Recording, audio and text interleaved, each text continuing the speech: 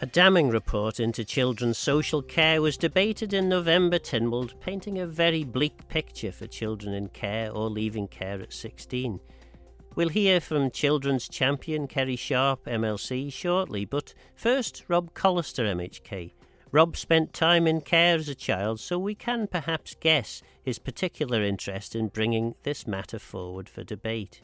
The main reason for bringing the general debate was the fact that there are certain reports that shouldn't go without comment or without consideration. And when I realised that this report had only just been laid, I really felt it was very, very important that Tynwald members had an opportunity to comment on it. Given the severity of this particular report, in the Tynwald debate, I said there was institutional failings. And just for clarity around that, this is because I felt that the legislation was lacking, the safeguarding measures were lacking. I felt the actual protection around children in care was lacking.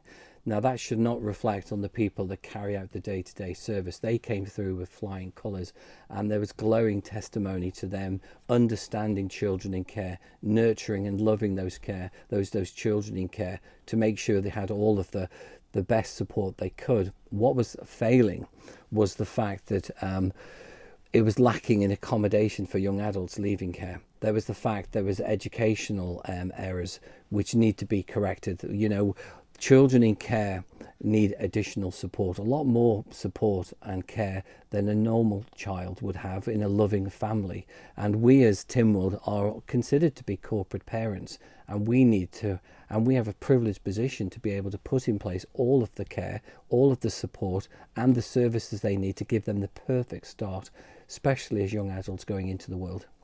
And you yourself, I mean, you have personal experience of this, haven't you?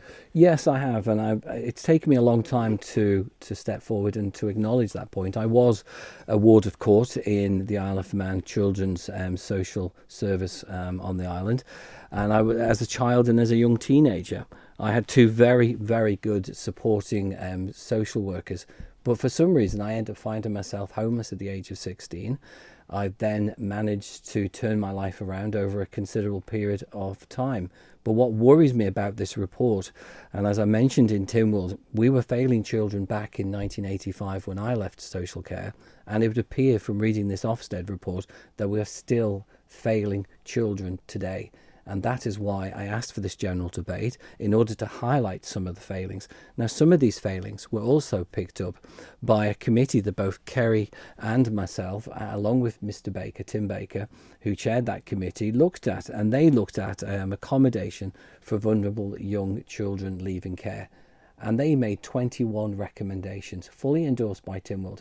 And it would appear that very few, if any, of those recommendations have been turned around and actually introduced. And that, to me, is where this failing is. And if we had actually introduced those 21 recommendations over the past 4 years, I'm certain that we would have improved the lives for some children leaving care over the last 4 years. Kerry Sharp, I mean, I think you're the children's champion, aren't you? Yeah, correct. So as children's champion, presumably that's one of the reasons that you've got an interest in this motion, but were there any other particular reasons why you wanted to support this motion? Well, I'm really relieved that that Rob brought this motion for general debate, because I totally agree with him. With a report like this, which makes so many points, you know, it highlights so many issues that need addressing.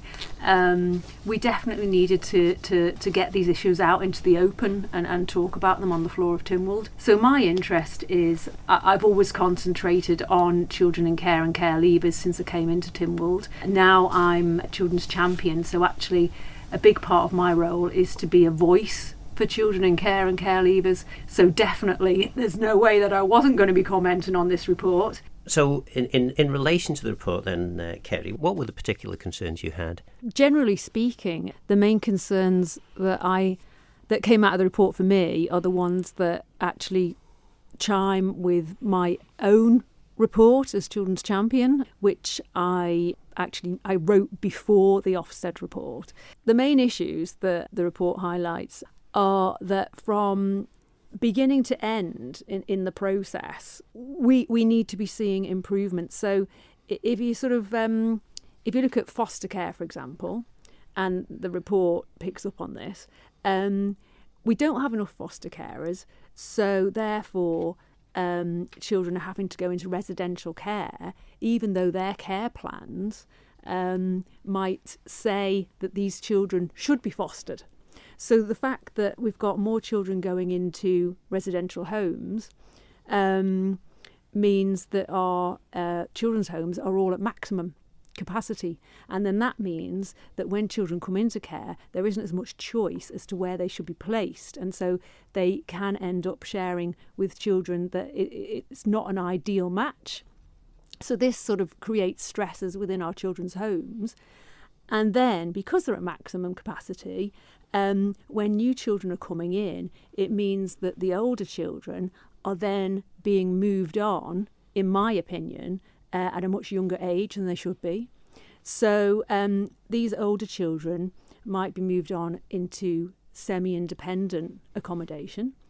But I'm really concerned that there isn't enough support for them there, because they might be, let's say, 16, and they have to start signing on.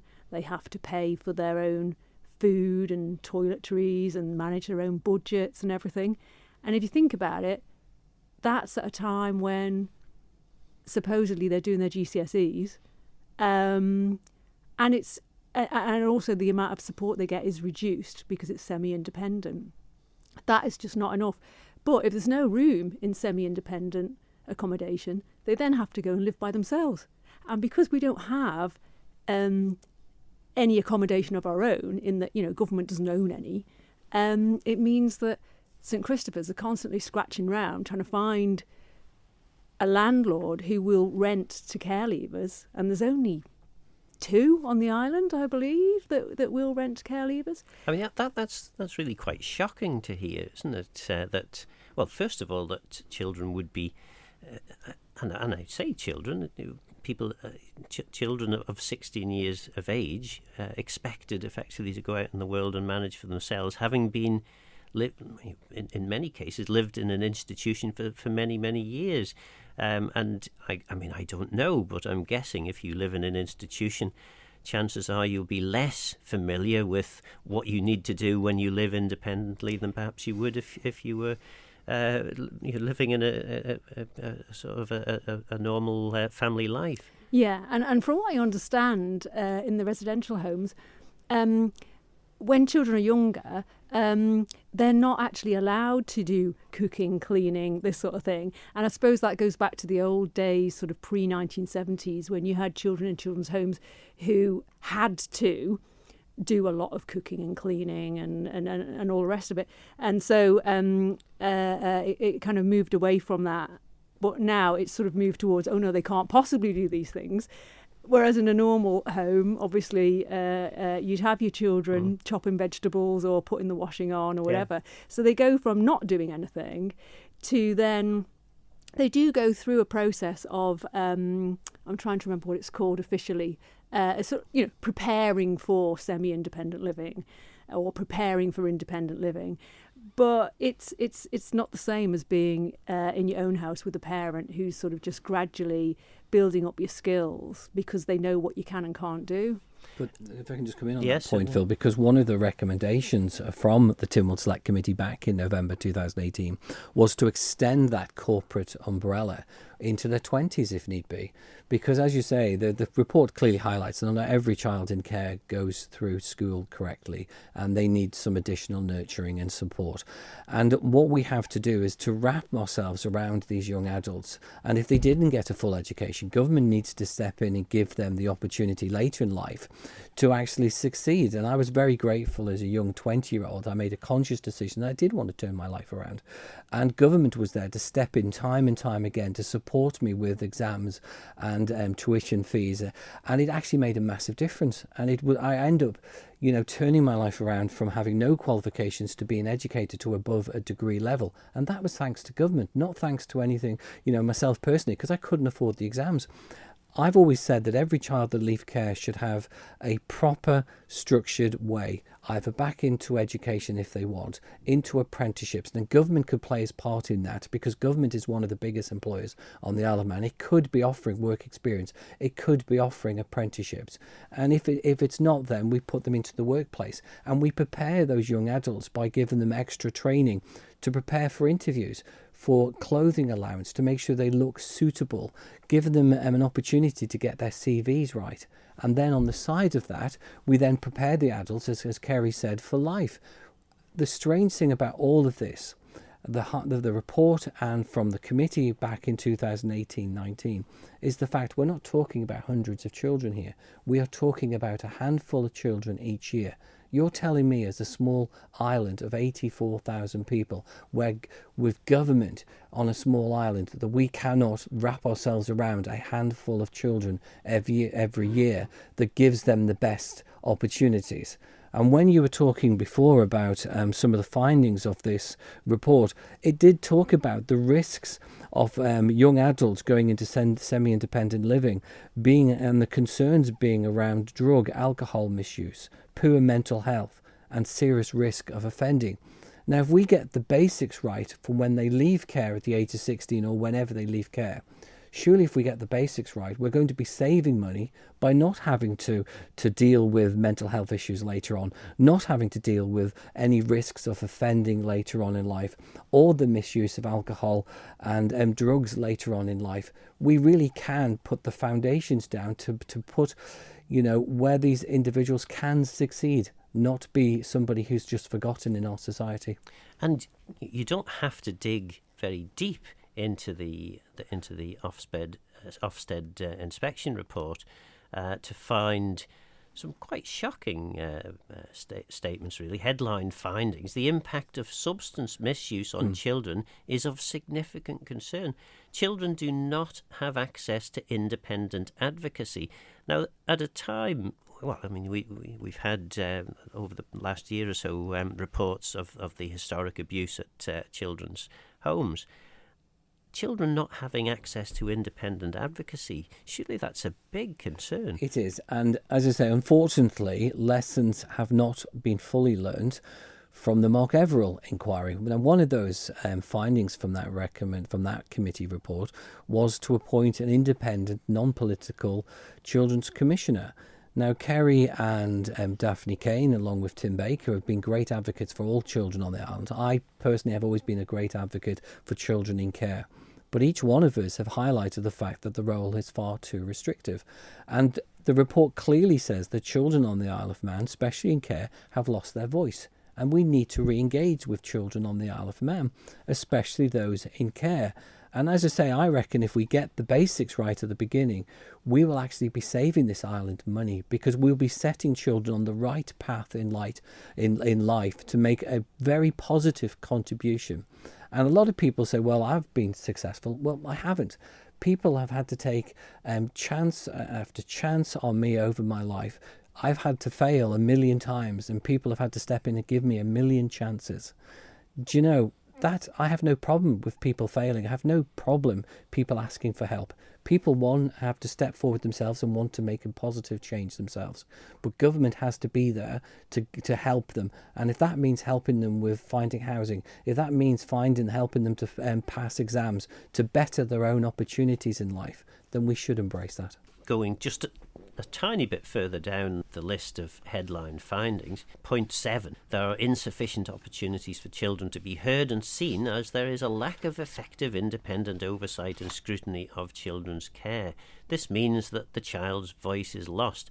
Presumably your role as children's champion is to try and ensure that the child's voice isn't lost. What changes do you think are necessary, particularly in relation to your role, to ensure that children's voices don't get lost in the system? As part of my role, I chair the corporate parenting group, and that's a group of individuals including the police officer, the looked after children's nurse, the head of social services, etc. And we meet every 2 months. And as part of our meetings, we have a young person who is in care who represents the Voices in Participation Council. On that council, you have children in care and young care leavers, and a person from that council comes to our meetings and tells us what the concerns of the young people are. Now, that's how it's supposed to work. What happened was that in COVID, the Voices in Participation Council folded, and so we've now had a number of years where we haven't been hearing that voice, and that voice is really important to me. Now, the council is now reforming, and there's a Voices in Participation officer who works for Manx Care, who's talking to the children, building up relationships with them, and trying to encourage them to engage with the corporate parenting group so that we can hear from the children on a regular basis. I would really like more opportunity to just hear directly from the children themselves. This is something that I'm discussing with Manx Care. They feel very strongly that the Voices in Participation Council is a space just for the children, but I really want to hear from the children. So I'm also trying to encourage the participation officer to work with the children and to sort of look into different methods, like, for example, perhaps they could have a blog. They could be making short video clips. I want to hear their voices, and I want them to be able to tell us, what they're worried about and what their concerns are. But to go back to what Rob was talking about, he mentioned, wouldn't it be great if government, as the biggest employer on the island, were to offer apprenticeships to care leavers? Now, I've spoken to Manx Care about this, and they've said they would be very happy to supply wraparound support if we had care leavers who were to take on an apprenticeship, either with government or with private companies. They said, even if it came down to going round to the young person's flat and getting them out of bed in the morning, making sure that they were there on time, they would do that. So I've got a meeting next week, actually, to discuss the possibility of setting up some government apprenticeships, because that's something that government should have been doing all along, quite honestly. But back to the voice of children in care, there's also in Manx Care the Children's Rights Champion, and she speaks for children in care. But of course, she's employed by Manx Care. So, there is no independent voice. The Ofsted report is quite right on that, and there needs to be. Rob, you understand the enormous pressures that government budgets are under, not least in your role as Minister for Health and Social Care. Were you reassured at all by the contributions made to the general debate in relation to budgets? I didn't think this come down to budgetary restraints. I think it came down to the fact that it just was not a high enough priority. And if anything, if nothing else, this report highlights that the Ofsted report, it should be a high priority. It's clear from what the Ofsted has said, it almost mirrored to a lot of the recommendations that the Tynwald Select Committee made in 2018. And then you could even go back to Mark Everill's inquiry, to those terrible events back in 2006-07. So it shows that we have still not learned the lessons from the past. And we as a government have to embrace, when we get these reports, regardless if they're negative, we should embrace them as an opportunity to change. And I hope that the Council of Ministers listened to that debate. There was only a few contributions, I think, because a lot of members, it was late in the day, and I don't think the actual motion got the priority it should have got, because it's a massive wake-up call for this island, that when you have Ofsted coming here, taking a look at our children's services in April and May, they've made a significant sort of overview of our services, a failing of our services, and people should listen. But as you say, I think if we invest now, we'll save in the future. I really genuinely believe that. Of course, the debate was a general debate, which Yes. meant that there was no decision required. It was just a discussion of the report. Do you think perhaps if you had put forward, or you may actually proposed something more than just the general debate, that maybe you would have had more contributions? No, what I didn't want was the whole force of government coming down on us. I think it was right that I highlighted the failings of this report. It was right that they were put into the public domain. It was right that Tynwald members got an opportunity to speak. The only recommendation I would have made on this back of this report is the appointment of an independent commissioner, because that could potentially give the voice back to children in care. Government can now step forward without any recommendations to offer apprenticeships. And I'm really keen to hear what Kerry said today, that government could and potentially step in. What we need to do is to, as I've said, wrap ourselves around children in care. We're only talking about a handful of children, as I've mentioned previously. We can make a real positive contribution, that if people do find themselves in care, that the support will be there. We know the love and the nurturing, the understanding of their complexities when you're in care is all highlighted very, very positively within this report. Where it fails is a legislation framework. And it's absolutely, we're failing children mainly, I think, in semi-independence, because they haven't had the training, the life experience of preparing themselves for the big wide world. And unfortunately, and I know some parents were listening to this, may turn around and say, well, what about my child? But children in care do not have that family circle where they get around them and nurture them through life in readiness for what adult life may hold. Corporate parents, we should extend that into the 20s. But if people need to educate themselves later in life in the 20s and 30s, government should step in. It'll be a small investment. I promise you, more people will succeed than fail. I promise you, if we take these small steps now to benefit in the future. Do you think part of the problem here is there's a societal prejudice against children in care? I think so, Phil. You know that I did a lot of research into the last 150 years of how we look after our children who are in care, and it was a reoccurring theme with the care leavers that I spoke to over, decades, that there is a stigma attached to being in care.